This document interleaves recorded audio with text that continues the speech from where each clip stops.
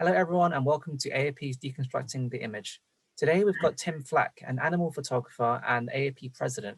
Tim's going to be going a deep dive into his latest book project, Birds. Well, thank you for joining me. I'm in the midst of a book project that will come out in the fall of next year. And what I was hoping to do was to, in a sense, not just go into the detail of what images are in the book, but to explain some of the sort of mechanisms I work with, the way that I like to flow the eye around a picture and how I do that, and some of the theories behind that. And so it's going to be a bit of a mix, this presentation. My background is that I work as an advertising photographer. I do design work, and over the years found myself doing more public shows, museum shows, festivals, and books have been the sort of underpinning projects for the last 10 years. Sometimes the work gets put onto museums like this, you can see the scale of it, or really strange environments like a show in a lake, for example. This is the mock-up. So the book's still I've got another 4 months of shooting to do, but this is a mock-up. So we kind of visualize everything down to the detail. One of the first shots I wanted to discuss was this a flamingo shot, and it was a large set. But before we did that, we worked with these ducks and thought, hey, these reflections are working really well. They're kind of they present the birds in in a way you imagine if they were displaying to another bird as a duck. That might be how they show themselves. These are eider ducks. I'd liken the eider down, in fact. So this really gave us the impetus. So this set you see here, which is my studio in Shoreditch, London, you can see a small pool, and this is how we realize those shots. So this next one is some image of me actually setting up a really large pool with a lot of flamingos, actually American flamingos, or rather the Americans call them American flamingos, but actually they're known as Cuban flamingos. And you can see that for me, a subject like flamingos is quite a cliche subject matter. And I think what I feel has added to a dimension to the images is the way in which the reflections work. So this is the initial kind of page, often an introduction page, not I think as interesting, perhaps as these reflections. So this is what I call a front end page. It's where you open it up and there's usually a matte paper and the jacket comes partially around the image. And this is what you're seeing here. But the main shot was this. And I think what fascinated me was just how you get these wiggly, almost snake-like shapes at the bottom of the picture. And I just thought this was something that was really, for me, is rewarding. I mean, you've got to say, what does it do? But the flamingos, well, they're kind of cliche, and you can't not have them in the book. This book is going to be, it's over about three years I've been working on it. Now, I want to show you this, I call it flying mop. It's an image that looks quite symmetrical. So I want to discuss how we actually shape images. We literally define things. For example, this, when I flip this image, it's no longer a kind of diamond shape. It's actually lost that feel. Now, this is a lot to do with the way we navigate through pictures. So, for example, here with this panda in the room, when you first look at it, it takes a while to actually start to notice that there's a window in the top right-hand corner. And this is quite predictable. I can be pretty confident that it'll take a while for people to spot that. And this is to do with the way that we naturally travel through pictures and the way that you can orchestrate people to move through an image. So for example, with this, I call it pennyworking the bracken, which I use real pheasant. I had about 30 pheasants, but most of them flew in the wrong direction. But this Springer Spaniel coming through is where your eye goes, and then it moves back around. And only later do you see the pheasant in the bottom right-hand corner of the frame. And it's this delay, and this is explainable. And what I want to share with you was, what are these mechanisms? So for example, if I look at you now, I can't help myself but look to one side of the face. So this thermoimaging here shows the hot spot on the eye. We do that, and that consequence is to do with facial recognition being the right hemisphere, is a reason that design of forms, from cars to packaging to everything else, is influenced by the way we naturally navigate. And this is why the tendency to look at those images earlier is the way it is. So going back to this Hungarian pulley, as you can see, it's symmetrical, but when I flip it, it's not symmetrical. And that's determined by that. So there's another factor that comes into this, is how do you switch the person's view to actually not look at something you don't want to look at? Well, you can do that by changing the edges. Now, we have an inability to see graduations or discontinuities, but we can see edges or lines. And so if you look at an image like this, this is known as the corn sweet illusion, where the actual subject on the top is actually the same tone as the bottom. Now, when I do that, you can actually see that they're the same, but you can't but help believe the top is darker. This has profound importance because you can use this in a way to create luminance in the picture where it's actually darker, and vice versa. You can actually switch the way the eye moves. The same applies here with this color. These two violet strips on either side are actually the blocks are exactly the same color as demonstrated by this. So these sort of mechanisms are just tools that I use among many to actually support and to navigate the eyes. Because what I'm interested in, for example, this Northern Rufous hornbill, this is natural light and it's a raw file. But notice now how when I retouch it, I'm pulling you up from the left-hand corner and through the picture. In the same way, this Jacobean pigeon is also, you find yourself, I'm moving you into the eyes. Or in this case, the hornbill, this is shoebill. Again, natural light. Again, I'm switching you to the left-hand side of the picture. And in the case, for example, of mandrill, it's again taking you to the eye, and this creates empathy. One of the things I'm really interested in is how do you create empathy in terms of portraiture of animals? My book is really about portraits, about celebrating the beauty and wonderment of birds. It's also about creating this empathy. And it's true, even if you're doing human portraits, that empathy is hugely important normally. Again, this is something I did in near Gabon. It's a lowland western gorilla drinking. So I added an extra bit of water here and pulled you up through the frame. So this is a consequence of the lockdown. I got access to sea life to photograph the penguins, actually essentially from light them above the tank. Now, they never let anyone do this before. Because there was no public, they were much more flexible. So these are Gento penguins, and in a way, it's like having the flying shots of the birds. This is their element. The penguins are literally flying through the water, like tornadoes shooting through the water. And I find this, I'm fascinated by being able to show some detail, a fragment extending our vision, like fragmenting a moment in time, extending our vision of things. It's something I think that photography does well. It fragments that moment, like a bird in flight.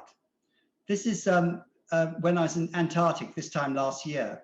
And I also find myself also taking pictures at a birdland, which is a park, to do these king penguins. So the environments are not always glamorous, they're not always controlled. For example, with these king penguins, this is natural light, but I chose to go to white, not black in the end. These are pygmy pouters. They blow themselves up with air. But for example, with the Jacobeans, which actually Darwin kept, because this was to inspire him in the idea that we could, through domestication, change their form, was also the inspiration that allowed him to realize the origin of species, that in the wild, in evolutionary terms, things evolve. So this is the background to that shot, on a brick in someone's kitchen. This is the island in someone's kitchen, not always the most glamorous. This is essentially my studio in Shoreditch. I built a number of specialized aviaries, neoprene kind of apertures for the cameras, And in fact, even turntables, we had turntables where they were quite happy whizzing around the birds, didn't seem to mind. And I go beep and it'd start going around the other way. But here you can see one of the aviaries. And in fact, the netting's only there, because it's acrylic, to stop them flying in. So they need to see that there's something there. We built small ones for the hummingbirds, much bigger ones for the birds of paradise. So part of the reason for this aviary was so that we could get very close to small birds, like this Virginia Cardinal. So you're looking straight at you. Now there aren't that many stylized pictures of small birds, literally as portraits looking directly at you in quite this way. So the idea of the book was to kind of, to contrast both the abstracts, the portraits, and the flying shots. So the abstracts give you that sort of softer moment, that quieter moment. I thought this guy looked like a First World War pilot, but when I put it on my Instagram account, people said it looked like Elvis Presley. It was kind of, it's interesting how images are read. Or this guy I thought looked like Salvador Dali, but with his handlebar moustache. This is an Inca turn. So sometimes to realize pictures, it really is just outside and taking a moment. And it's not always, you imagine, quite perhaps as managed. This is a spoonbill, Rosetta spoonbill. Well, this is one of the rarest birds in captivity. I think there are only 2 of them, they believe, in the world in captivity, the Buller's pheasant displaying here. So this use of abstraction, and the way I did it was really to essentially create this contrast. So you've got the vulture and guinea fowl, the monal abstract, and then you move into the portraits. What you have here is actually my board. I have both a board of small prints. They're literally stuck on magnets like this, and they give me a sense of the pagination of the book. So I've got about 175 images here, and the book will probably have another 20 or so more images to do. They're laid out literally in chronological order from top to bottom. I also work with a PDF document, or we build it in InDesign, so that we can get a feel of what it looks like in print, because ultimately the book will be printed. So this is the way I work, and I do it small first, and then once I've got to a certain stage, I make the prints closer to what they will be in the book size. So it's like 2 stages to this. This is the oscillated turkey. Again, you can see how I'm using this kind of pagination through the abstracts and the form, going into the portrait itself. The Nicobar pigeon, again, you get this, for me, it's almost like fabric. This is going to be what we call the case of the book. I'm going to take the just jacket off, something very abstract.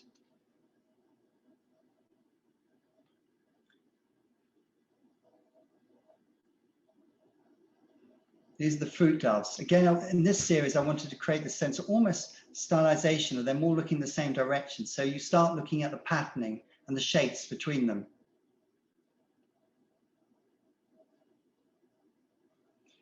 The Toko toucan, as in familiar to people in the Guinness commercials, looking straight at you. Again, this is where I need the aviary to get something that wasn't quite so familiar, maybe as this sort of shot would be. This is the Toko toucan in pin feathers, literally as they're about to sprout the feathers. The keel toucan. This one amused me because it looks a bit like tape recording tape or something on the top of the head. This is the curly-crested arakari. And this one actually is a bird that can viscerate you. It's got a claw. It's the most dangerous living bird. And it's a flightless bird called the cathawari from Australia.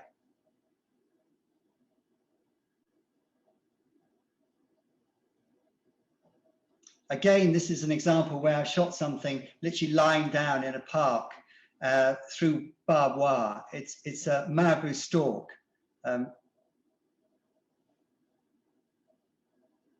So the flying shots, I found I had to do so many flying shots to get shapes that I actually liked. There's the hoopoe, the flameback woodpecker. It was actually, I didn't realize how many sequences to get a shape that actually worked. Sometimes thousands of shots, particularly with the hummingbird.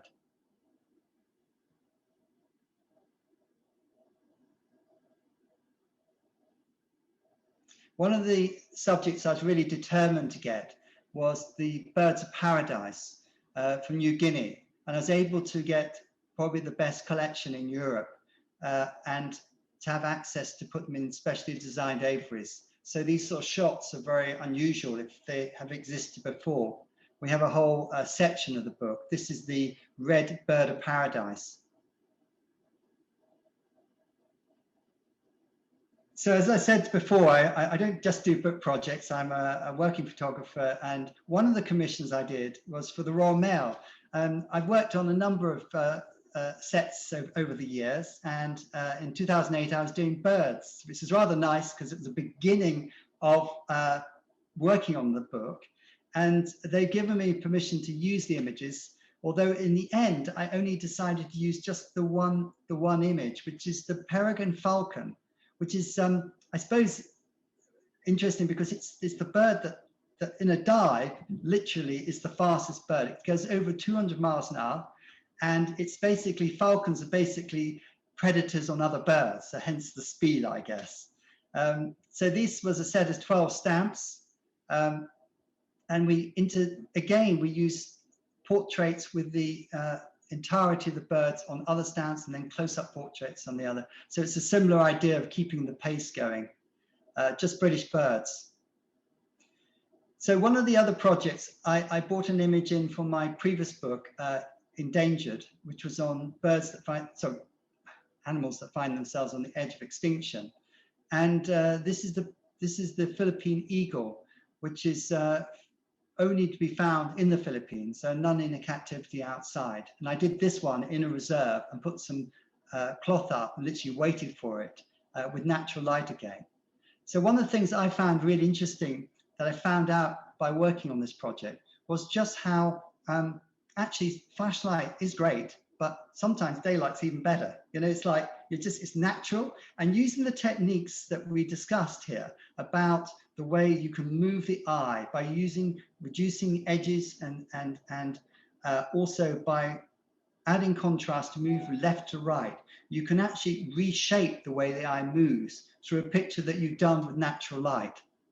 So really, to sum up this, that, you know, in a way we use tools, and these tools, whether they're psychological, mechanical, or almost what we say cognitive, that is that they're literally the mechanics of perception. These can inform us on how other viewers view images, and that in fact there is an element of, you might argue, tools, crafts that allow you to, in a sense, become a better communicator. One of the challenges is, I think it was Walter Benjamin that said, the arts are the organization of experiences. The thing is, you need to be interested in how other people experience things, and to be really good at that, you need to know how they work on the viewer. And this is something I'm passionate about. I love to share images. I love to use photography as a mechanism to let us better understand the natural world, to connect us at a time when it's never been more important for people to be conscious and aware of the natural world. I really appreciate you joining me on this, and thank you very much.